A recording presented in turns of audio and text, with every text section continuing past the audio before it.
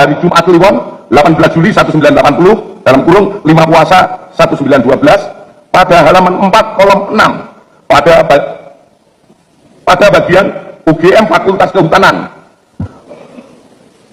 nomor 14 tercantum nama Joko Widodo terhadap koran tersebut telah dipastikan keasliannya melalui keterangan staf perpustakaan. Bismillahirrahmanirrahim. Assalamualaikum warahmatullahi wabarakatuh.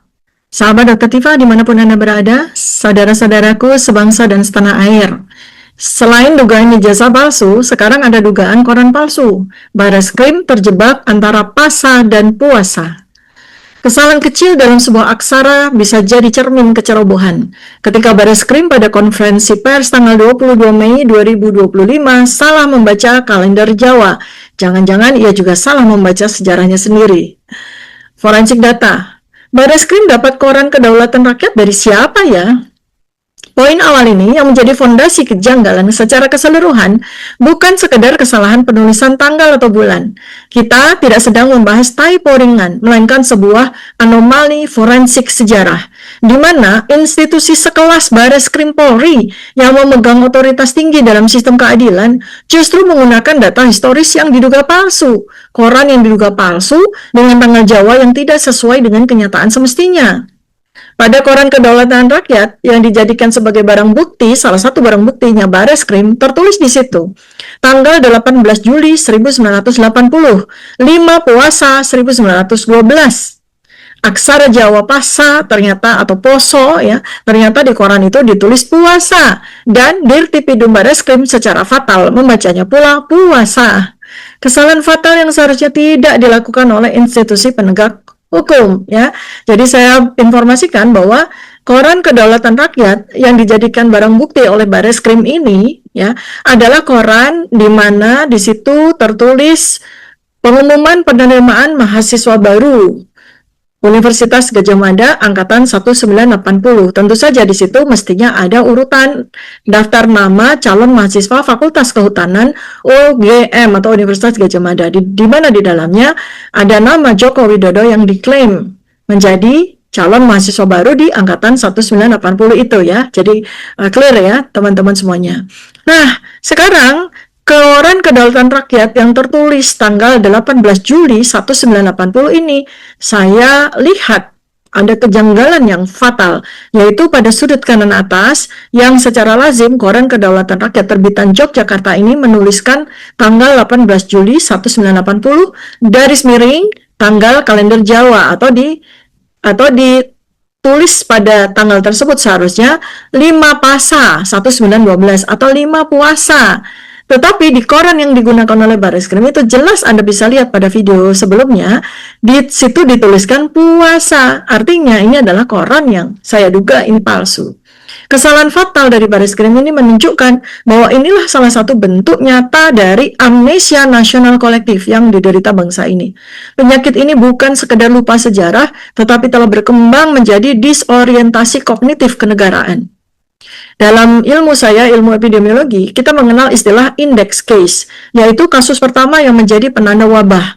Jika dalam pandemi COVID kita mencari pasien ke-0, maka dalam kasus ini, koran kedaulatan rakyat ini menjadi dokumen ke-0 yang digunakan oleh Bareskrim dan diklaim sudah diuji oleh Puslap 4. Dan ternyata dokumen ke-0 ini sudah terpapar virus kebohongan struktural. Bagaimana sebuah koran palsu menjadi dasar forensik keabsahan ijazah seorang mantan presiden. Koran yang saya duga palsu nih. Kesalahan fatal kedua di koran itu ya, bukan satu-satunya ini soal tanggal aksara Jawa ini ya. Ada kesalahan fatal yang kedua.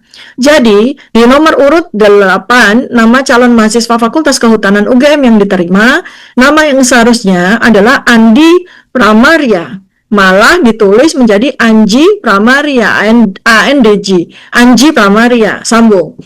Ini sangat fatal karena mahasiswa Fakultas Kehutanan UGM angkatan 1980 itu memang ada yang bernama Andi Pramaria, tetapi bukan Anji Pramaria, ya. Kemudian kesalahan fatal ketiga adalah nama Joko Widodo ada di nomor urut 14 calon mahasiswa yang diterima di program sarjana di Fakultas Kehutanan UGM. Padahal berdasarkan formulir registrasi yang dia tulis sendiri, dia menuliskan program yang diikuti adalah SM atau Sarjana Muda. Bahkan di formulir registrasi tahun ajaran 1981-1982, dia juga secara konsisten melingkari kolom sarjana muda. Artinya apa? Seseorang yang bernama Joko Widodo ini diterima di Fakultas Kehutanan UGM program sarjana muda, bukan sarjana. Jadi koran Kedaulatan Rakyat berisikan yang digunakan oleh Bareskrim ini berisikan 3 poin kebohongan fatal. Dan koran yang saya duga palsu ini digunakan Bareskrim untuk melegitimasi ijazah yang dipermasalahkan. Ini bukan lagi sekedar kesalahan administratif, ini adalah wabah epistemik, di mana virus kebohongan sudah menginfeksi struktur birokrasi dan sistem hukum. Ini adalah sebuah psikopatologi negara, menolak kebenaran, memelihara delusi. Ada gejala psikologis berat di balik semua ini, delusi institusional. Delusi itu keyakinan yang salah yang dipegang teguh sebagai sebuah kebenaran meskipun bukti-bukti telah menunjukkannya salah. Dalam hal ini, negara atau dalam hal ini Bareskrim dan para pendukungnya tampak terus-menerus mempertahankan narasi ijazah asli meskipun berkali-kali terbukti datanya cacat. Psikologi massa menjelaskan fenomena ini sebagai confirmation bias, memilih percaya pada kebohongan yang nyaman daripada kebenaran yang menyakitkan. Secara filosofi kejujuran dan bangsa yang gagal menjadi dewasa, inilah Indonesia sekarang. Sebuah bangsa bisa dikatakan dewasa jika ia mampu menghadapi kesalahannya sendiri, menyucikan ulang sistemnya dari kebohongan, memberikan teladan kejujuran dari pucuk pimpinan hingga akar rumput. Namun, ketika institusi kepolisian, Bareskrim, lebih memilih memanipulasi arsip, memanipulasi dokumen, memalsukan aksara Jawa, dan memproduksi kebohongan demi membela sebuah kebohongan, maka bangsa ini telah gagal menjadi bangsa dewasa. Ia tumbuh menua, tapi tidak bertumbuh dewasa dan bijaksana. Dari aspek dimensi spiritual, ketika hukum tidak lagi sakral, aksara Jawa adalah warisan spiritual Nusantara, bukan sekedar tulisan, tapi jejak energi peradaban yang mengandung nilai keselarasan dan kejujuran. Karena itulah maka harian atau koran Kedaulatan Rakyat terbitan Yogyakarta mempertahankan warisan budaya sampai dengan hari ini, sampai dengan abad 21 ini, di mana dia secara konsisten menuliskan tanggal dengan Masehi dan / tanggal dengan budaya atau aksara Jawa.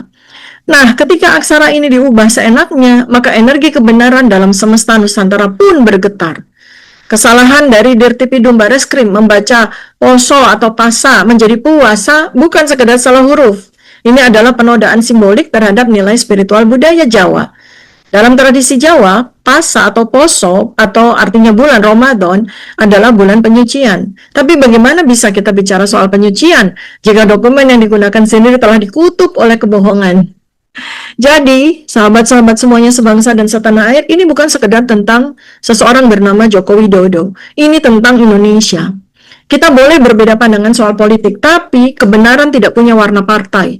Jika kebenaran bisa dipalsukan oleh sebuah fotokopi maupun dokumen palsu, maka apalagi yang bisa kita wariskan ke anak cucu? Saatnya kita bertanya lebih dalam. Apakah bangsa ini masih punya harga diri intelektual? Apakah hukum masih berfungsi sebagai pilar keadaban atau sekedar alat kekuasaan? Dan apakah kita sebagai rakyat masih rela membiarkan ini terus terjadi? Karena jika negara dibangun di atas dokumen palsu, maka yang runtuh bukan hanya bangunan hukum, tapi juga martabat bangsa. Negara yang menolak berpikir akan selalu jadi budak narasi rekayasa. Salah satu penyakit struktural yang menjangkiti aparat negara saat ini adalah epistemic laziness, kemalasan berpikir yang membuat mereka hanya mengejar validasi cepat, bukan kebenaran substansial. Maka dalam kasus ini, koran harian Kedaulatan Rakyat yang terduga palsu dengan penanggalan Jawa salah total yang seharusnya tertulis 5 Pasa 1912 menjadi 5 Puasa 1912 dijadikan dasar ilmiah uji puslap-4. Maka nama-nama dalam daftar tidak sesuai dengan arsip Fakultas Kehutanan UGM yang asli. Andi Pramaria tertulis Anji Pramaria. Joko Widodo tertulis di daftar calon mahasiswa program sarjana. Padahal dia sesuai dengan dokumen yang lain, ternyata adalah mahasiswa program sarjana muda. Artinya apa? Aparat penegak hukum telah mengorbankan akurasi ilmiah demi narasi politik. Ini bukan kekeliruan teknis semata, melainkan indikasi kerusakan mendalam pada alat ukur kebenaran negara.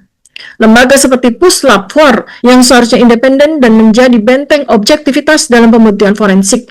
Tapi jika koran dengan penanggalan keliru, kesalahan aksara Jawa, dan daftar nama amburadul bisa lolos sebagai bukti pendukung keaslian ijazah, maka fungsi laboratorium telah bergeser dari pembuktian ilmiah menjadi pemutihan politis. Puslap 4 bukan lagi instrumen kebenaran, tapi alat legitimasi bagi dokumen yang problematik. Ini adalah degradasi etika profesi. Dalam dunia kedokteran forensik, ini sama seperti dokter menyatakan pasien hidup hanya karena denyut nadi digital masih bisa dipalsukan. Kenapa bisa seceroboh ini? Karena ada atmosfer ketakutan struktural. Setiap institusi negara sekarang bekerja dalam mode defensive governance, bukan mencari kebenaran, tapi menutupi kebohongan. Dalam mode ini, siapapun yang mempertanyakan narasi resmi dianggap pembangkang, dan siapapun yang patuh pada narasi palsu justru dinaungi oleh sistem. Jadi kesalahan ini bukan sekedar kekhilafan, tapi hasil dari sistem yang dibangun untuk menyangkal kesalahan. Dalam psikologi organisasi, kita mengenal istilah cognitive fatigue, kelelahan berpikir karena terlalu lama menghadapi konflik kebenaran dan tekanan kekuasaan.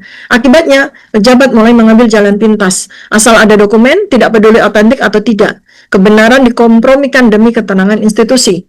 Bareskrim sebagai lembaga hukum harusnya berpikir tajam, tapi yang terjadi adalah keputusan kognitif otomatis, di mana siapapun yang menyodorkan dokumen pendukung Joko Widodo langsung dianggap benar tanpa verifikasi menyeluruh.